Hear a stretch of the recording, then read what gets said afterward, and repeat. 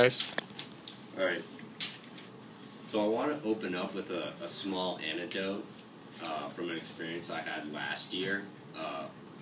So I was it was during break, and I was studying for a test, and I remember Mr. Michelson entered the room, and it was in anticipation for social entrepreneurship in the class.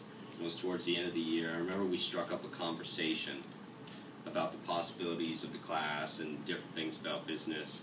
And I thought it was a really good conversation. And I won't go into the fine details, but what we both really took away from that conversation was that some of the greatest inventions or entrepreneurship ideals come from things that we've already seen successful in the past. Business models, scientific discoveries, all these things are based in previous successes of other people. Great ideas aren't simply born out of thin air. So that's just one thing I want to keep in mind.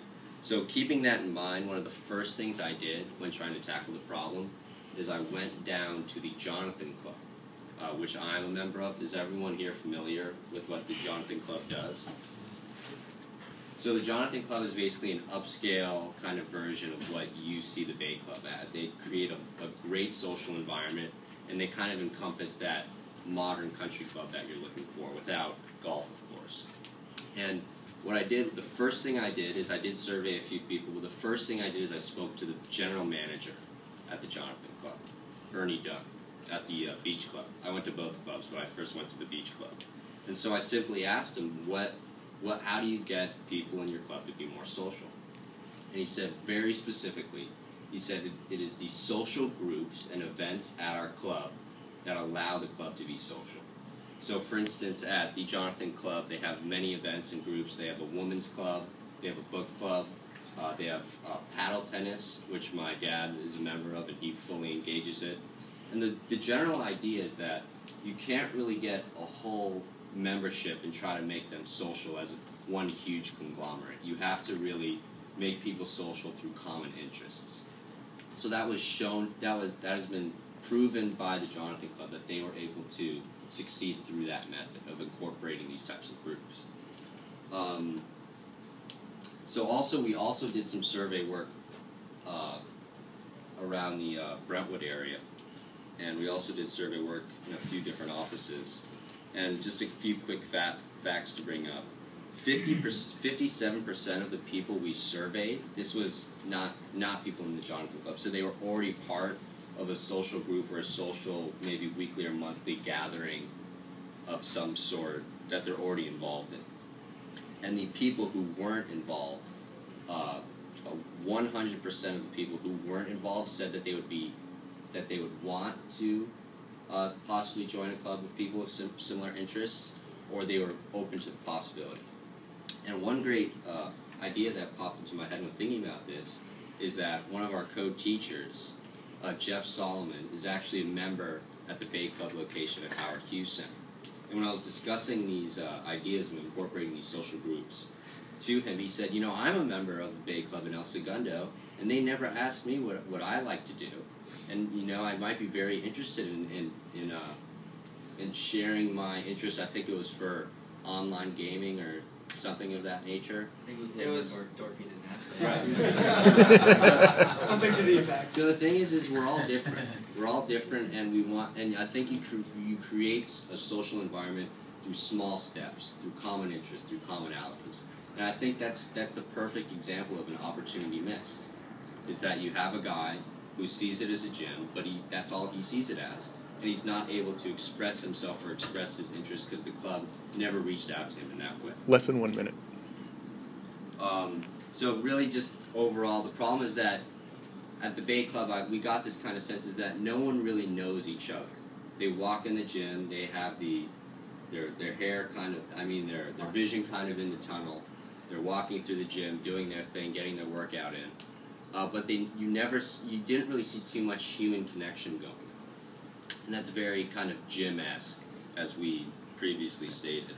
So we just want to get people to know each other, and I think these groups could really help people facilitate common interests. And the great thing about it is that there's absolutely no opportunity cost involved with it. You can implement it right away.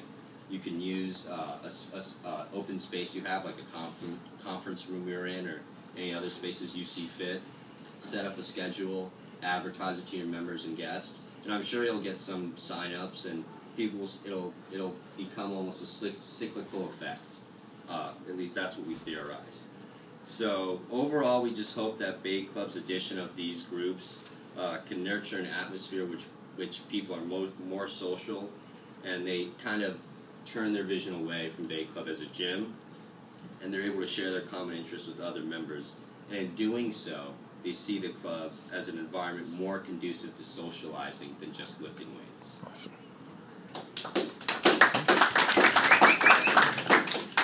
Yeah. Anybody have any questions? Also want to add just some of the event. I went into a little bit, but it might be a good idea to add some of the events or at least describe some of the events that Jonathan Club throws, just to give you a little more insight into what we're thinking. One huge event at the Jonathan Club is they have a junior smoker, which is basically a group of guys. They smoke cigars and drink brandy and watch Nice. boxing. And they'll just it's a group of guys, and they watch guys beat the shit out of each other, and everyone loves it. And they also have women's clubs, so it attracts that side of the audience. They have kids clubs at the Jonathan Club, where the kids can do different activities. What was the point during the process where you kind of came to it seemed like there was a bit of a light bulb that went on when you were like, oh, people sharing interests. What caused that insight to occur for you guys? Because that was not always your area of focus. Just kind of realizing that, like, people aren't going to associate with each other if they don't like the same thing. That they're not going to have anything to discuss or to be social about if they don't like the same things, or they're not taking part of the same things. Was there one particular conversation you had, or one thing Yeah, you the did one that with led you. you to that, or you just came, Yeah. you just, what? The one with you. Well, you were already, but when I sat down in front of you, you told me, like, hey, we really think this interesting, and I'm like, oh yeah, it really connected with me, that's why I said that, but you'd already come up with that conclusion. That kind of stemmed from the Jonathan Club discussion. Yeah. I mean, when we were talking with Howard, our mentor, we were thinking about the Bay Club is 55,000 members. Like, there's no way you're going to get all of them to reach out to each other without some sort of method to, like, integrate small groups within the club. And so that was like when we kind of knew. And I also, after I met with Ernie at the beach club, I went down to the downtown club, and I didn't tell him that I had met with Ernie, but I asked him the same question, and he went right to the same thing. He said the most integral part of our ability to create a social environment are these groups, and without it, it seems like the club would kind of go towards that more gym kind of. Yeah, and that not downtown social club's like environment. centered mostly on socials. They don't have Right. a beach or any sort of real estate to make it Right. exercise. The great thing is it requires no structural changes, because I know you may be interested in expanding the infrastructure of the location, but this is just something you can put in right away. There's no opportunity cost whatsoever. You see if it works. But the thing is it has been shown to work, and it has been successful. So that's a really good point about it's very easy for them to just implement tests. There's no Right. cost. They just do it. Yeah. Right. Fantastic job. Appreciate everything that you discussed. I also like that from the time that we met a month ago to now, you clearly were paying attention when we discussed how one of our biggest goals is trying to differentiate ourselves from the quote-unquote gyms that exist and turning it more into a club. And it's, for any business, it's key that you have the ability to get to market quickly and not have to spend a lot of capital to do it.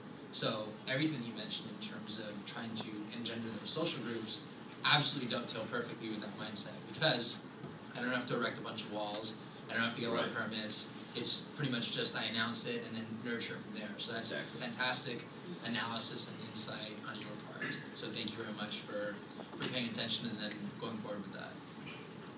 Thank you.